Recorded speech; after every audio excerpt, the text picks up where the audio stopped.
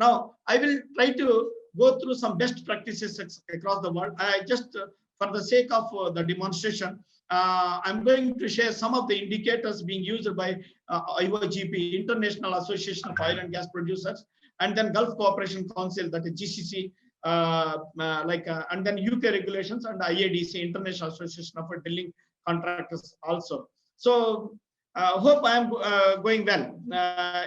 Can anyone of you say yes or no? Are you with me? Yes, sir. All good. Yes, good. yes, So sir. yes, sir. Yes, sir. good.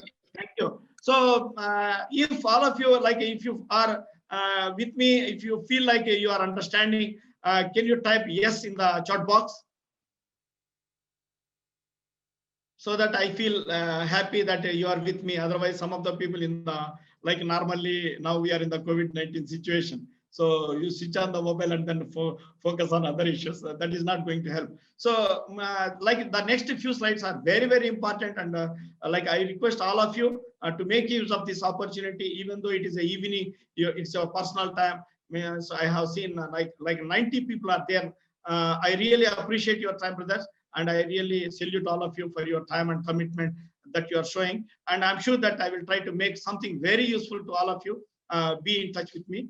And another, exactly another 20 minutes, I will try to finish it at 20-25 minutes maximum. So whatever the indicators I'm going to show, whatever the measures I'm going to show, are very, very important. But I will go very fast because a lot of information is there, and try to bear with me.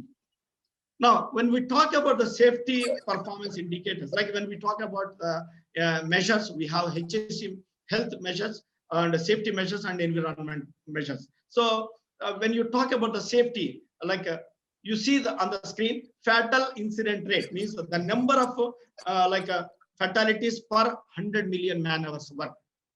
So this is the formula. You can have this kind of a measure in your balances scorecard. Then last time injury frequency rate. Of course, this many of the people know. As per IOGP, what is the formula? The number of last time injuries per 1 million man hours. Whereas as per OSHA, it is number of last time injuries per 200,000 man hours work.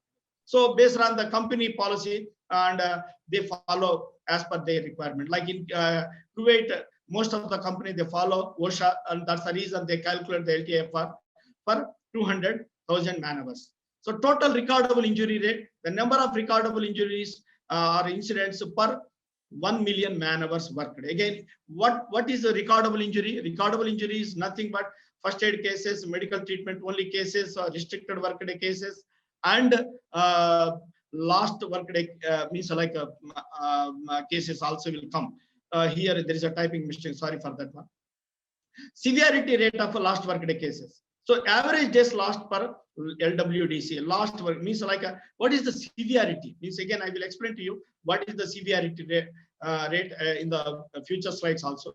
This is also one of the good indicator. Many of the companies are not following this one. It's for example, when you talk about the LTI, okay, there may be a last workday case where a person got fractured, he is taking sick leave for 40 days. After 40 days, he is coming back.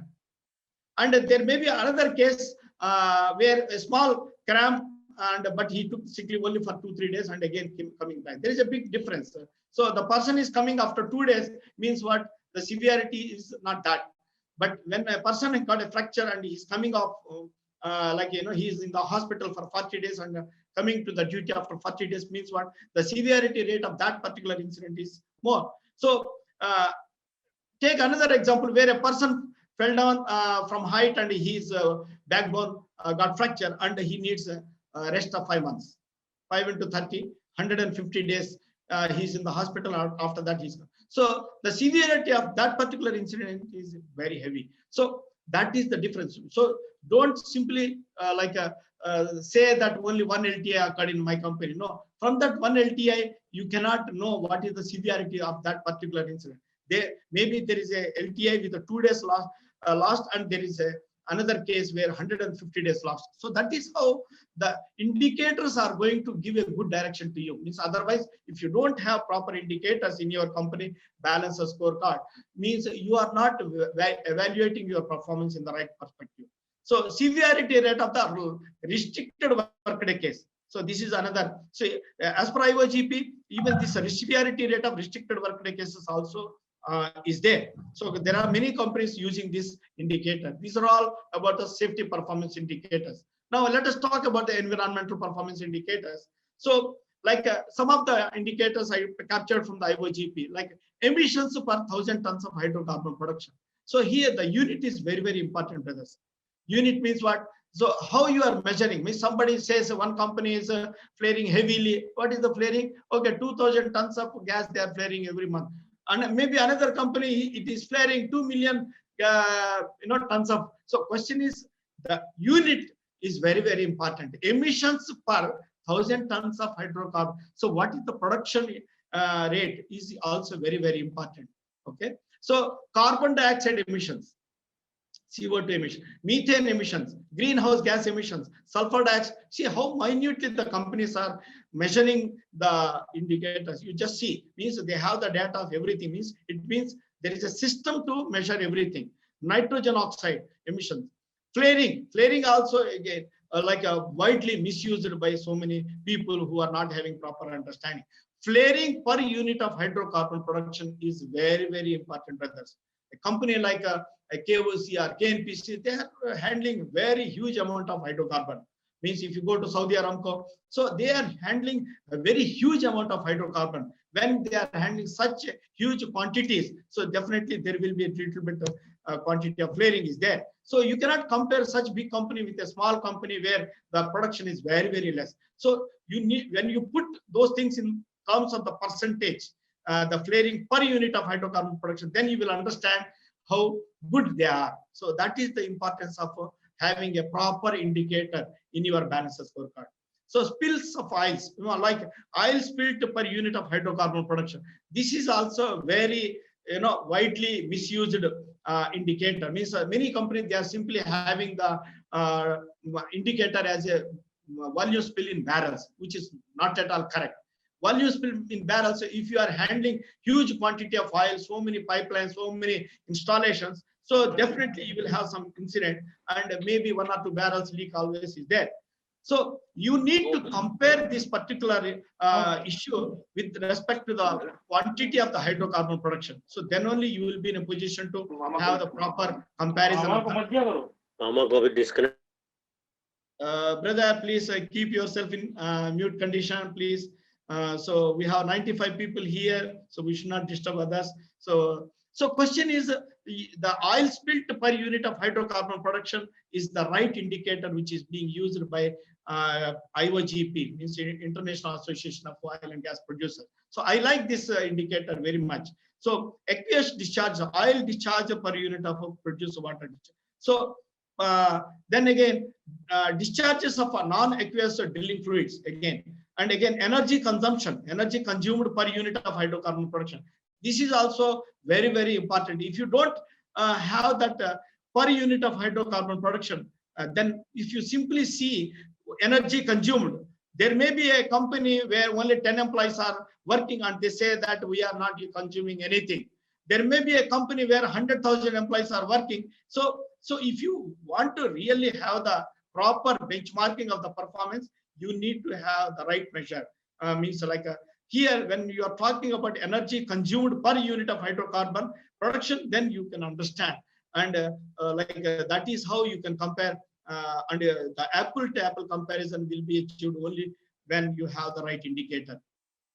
Now, indicators as per the UK regulations, like accident incidence rate, like accident frequency rate, like number of accidents into 1 million divided by the total number of hours worked during the period. Accident severity rate, that is the total number of days lost, into 1,000 divided by total hours worked. So these are all different varieties of indicators used by different entities. Like based on the area, based on the regulations, you need to comply with those requirements. Just to have an understanding, I am showing some of the indicators, how they are. So again, in the end, I will again come back to you what are the best as per me, and I will again conclude my presentation with the best indicators.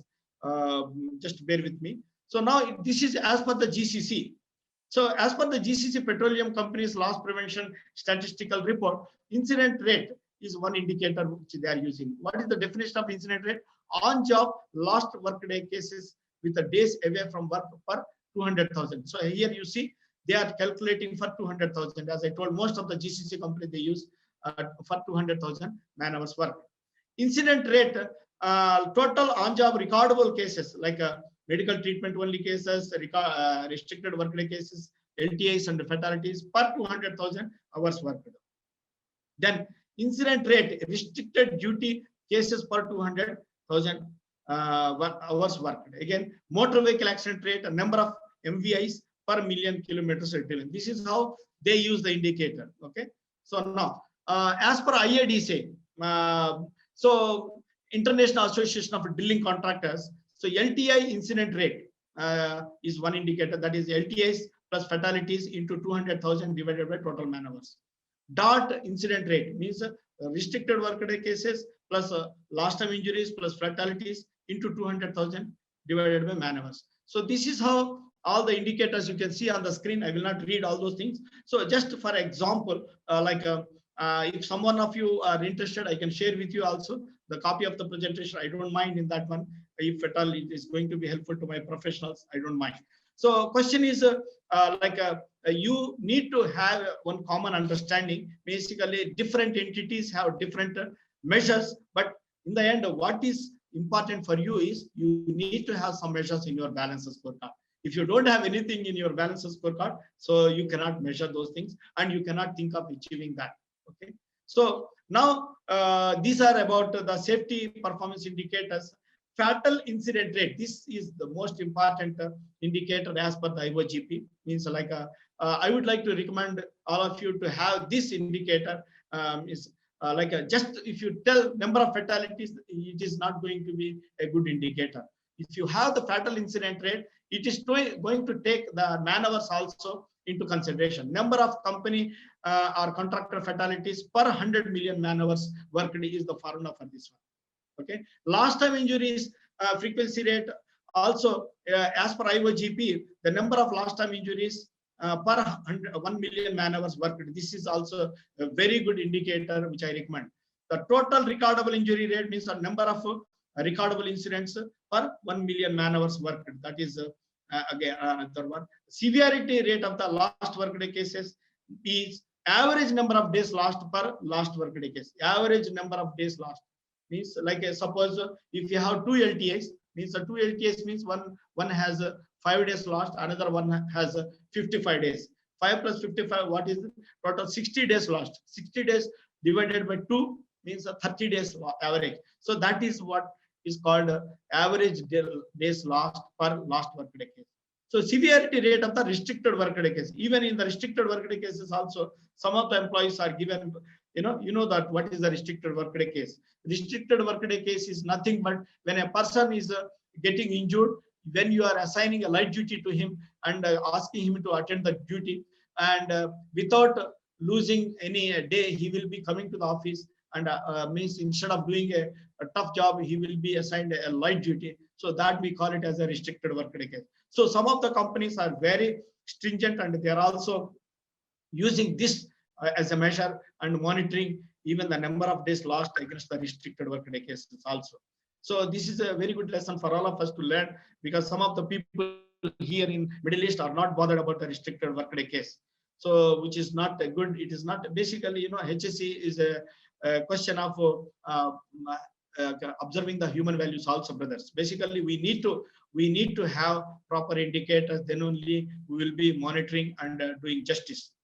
Now, I will just take a few minutes for what is a benchmarking. Means like, of course, I'm an expert in the benchmarking. I have presented many technical papers in the benchmarking also. So like just for the sake of my people, those who are taking that much of time. And I would like to give you one or two examples how you need to benchmark the performance.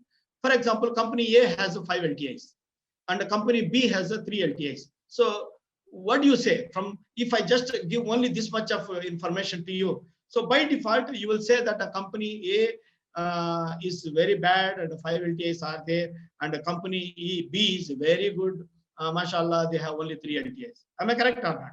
So this is how you are going to evaluate the performance. Now, so now you go to more details in this. Company A has 5 LTIs, but they have 5,000 employees. Okay, what are the man hours? Okay, 10.5 million man hours. What is the LTI frequency rate? 0.47. What is the company B? So they have 3 LTIs and they have only 1,500 employees, and the man hours you can see 3.1 million man hours. And what is the LTI for? 0.95. Now you tell me which company is good, A or B. So this is how you cannot measure the performance based on some values which are not complete. Means if you only measure the LTIs, if you only have the LTIs in your balance scorecard, so you are not judging the companies properly. Means you need to have complete information. Means LTIs along with the LTIFR is giving you the right information. So for example, you take another company where 100,000 employees are working. So when you have 100,000 employees working in a company, definitely will have LTIs. You cannot escape when you are carrying out high risk job. For example, oil industry. So oil industry is a high risk job. You cannot escape from the incidents. The incidents are going to happen. So only thing is, yes, our objective is to make sure that those incidents are as less as possible. So the people, those who take proper care, will have less number of incidents. So if you go to a company where only the mobiles are being assembled in a company, you will not have any LTI there. So like if you compare the performance of mobile manufacturing company and with the oil industry, definitely like a number of LTIs or LTI frequency rate will be a big difference will be there. So you cannot simply blame the companies like, okay, this company is very good, that company is very bad. Not like that. You need to have an understanding when you are evaluating the performance, when you are benchmarking the performance, you need to have a clarity and a clear understanding on the measures, and you need to measure everything. Then only you can monitor and evaluate the performance in the right perspective. That is the message what I want to give. Hope I'm clear. Now, I will give you another example, severity of the lost workday cases. So company A has a 6 as a severity of the last workday case. Company B has 81 days. So which one is good? How can you say that? So by default, okay, you will say that company B is very bad because they have 81 days. Yes, okay. Now I will go some more information. Company A has 5 LTAs. The number of days lost are 30. Total number of days lost are 30. So when you are calculating the severity of the last workday case, average is 30 divided by 5, 6 days per LTA, okay, per last workday case.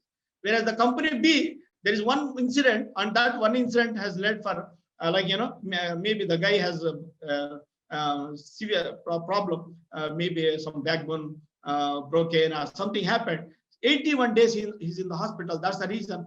Though it is one LTI, 81 days lost.